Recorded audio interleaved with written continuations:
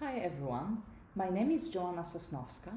I am an assistant professor at Amsterdam Business School, University of Amsterdam. In this presentation, I will tell you about how we can apply temporal perspective to personality and behavior at work based on the work I've done with Professor Yuri Hofmans, Professor Philippe de Fruyt, and Professor Peter Kuppens. So, let's get started.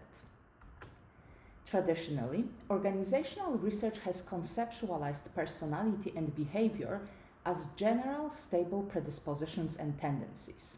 So, looking at how people are in general.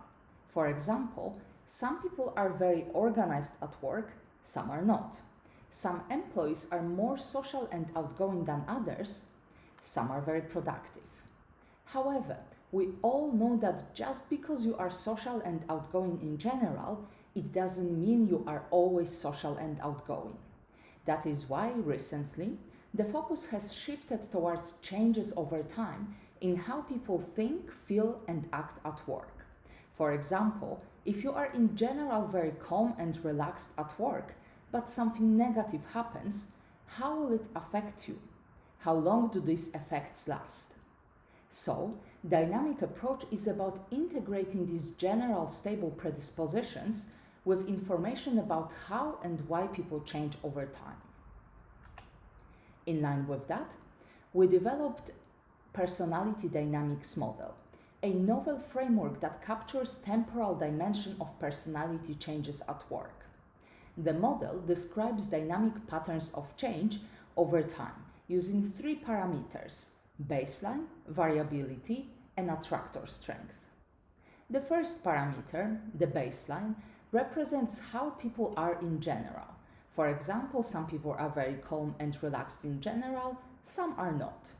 This is very similar to the traditional trait approach, with the main difference that it is based on an average of series of states over time, rather than just one number. The second parameter, the variability, represents how much people change over time. Variability is independent from the baseline, which means there might be two individuals that have the same baseline but different variability. For example, imagine that there are two people that are equally creative in general but have different levels of variability. The first person is always quite creative, while the second one goes from periods of extreme creativity to being completely stuck. As you can see, the amount of variability makes a difference. The last parameter, attractor strength, represents how fast people return to their baseline once they deviate from it. Going back to our example from the beginning, if you tend to be calm and relaxed in general, and you have high attractor strength, even when something makes you stressed and anxious, you will return to your typical calm state fast. If, however, you have a weak attractor, that means that you will stay longer in that anxious and stressed state. You can see on the slides different hypothetical trajectories based on different values of parameters. The overall patterns that emerge are different depending on these three parameters. Let's look into methodology now. The studies we have run so far are based on high-density repeated measures of personality states and behavior. This is typically done using experience sampling, so asking people how they feel or what they think in a particular moment, rather than asking them how they are in general. As you can see on the slide, the format of the data collection and frequency of measurements varies. What is important is that both the number of participants and the number of observations matter. These numbers also depend on the statistical model you want to use to analyze the data. We typically collect the data using a combination of email and Qualtrics survey platform, where participants receive email reminders with the links to online surveys, or we use apps. The statistical model that we use to analyze the data and to derive the parameters is the Bayesian Hierarchical Ornstein-Uhlenbeck model, in short, BOEM model. The BOEM model is a multi-level process model describing individual differences in within-person fluctuations over time. It is available as an extension to MATLAB or as a standalone program. The model is based on stochastic differential equations and can be expressed with two equations. The first one is a measurement equation, which relates the observed state neuroticism scores to the true state neuroticism scores by splitting the observed score for each person at each time point into the latent true score and the measurement error. The second equation is transition equation, and it shows how baseline variability and attractor strength are responsible for intra-individual fluctuations in a particular personality trait or behavior. Now let's move on to some of the results. In one of our studies, for example, we looked at the link between personality and performance. In particular, we looked at personality trait neuroticism, which tells us how emotionally stable people are, and we related that to the supervisory ratings of performance. We found that the way employee performance is evaluated by their supervisors depends not only on whether the person is neurotic in general, but also on how fast they return to the baseline, and that a high level of baseline neuroticism is particularly detrimental for people who fail to return to their baseline fast. In another study, we looked at dynamics of emotional arousal to work vigor. Emotional arousal is a core dimension of our emotions, and it tells us how psychologically or physiologically active you feel. Work vigor, on the other hand, is one of the key components of work engagement, and it represents the level of energy you feel when working.